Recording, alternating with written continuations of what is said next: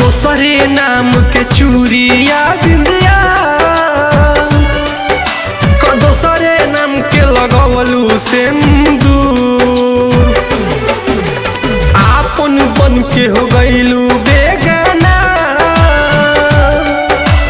जिंदगी से काहे हो गईलू तू दूर। इतना बता दो काहे हमके सतावेलू, इतना बता दो काहे हमके सतावेलू।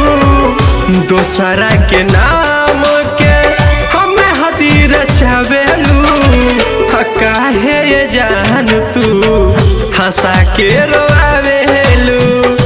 दोसरा के नाम के हमें हदीर चावेलू, काहे ये जान तू हंसा के रोआवेलू।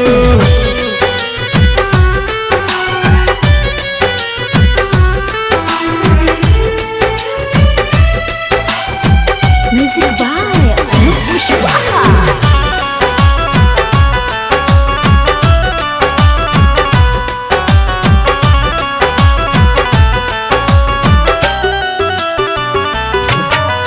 कहबू अपन रहलू अब सपना होइबू हो, मौसम के जैसे ये जान बदलिए जाइबू हो।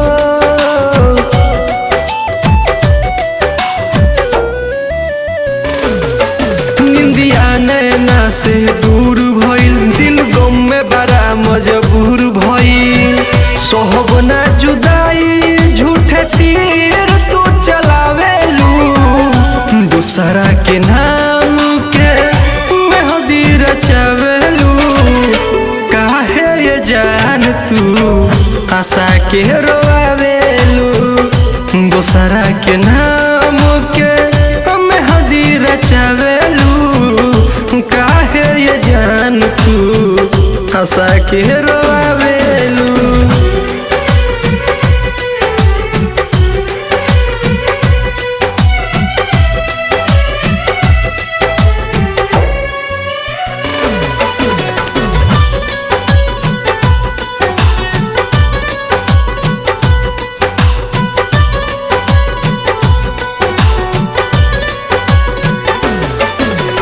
अंकित के जिंदगिया में तू राहत कैलू हो, लोभ में आके अर्जुन के तू साथ धैलू हो।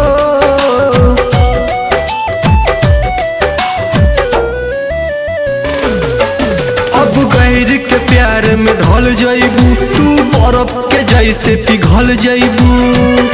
का मिली बोला तू हम के मुआवेलू, दूसरा के नाम के मेहंदी रचावेलू। काहे ये जान तू आशा के रोआवेलू, दूसरा के नाम के मेहंदी रचावेलू। काहे ये जान तू आशा के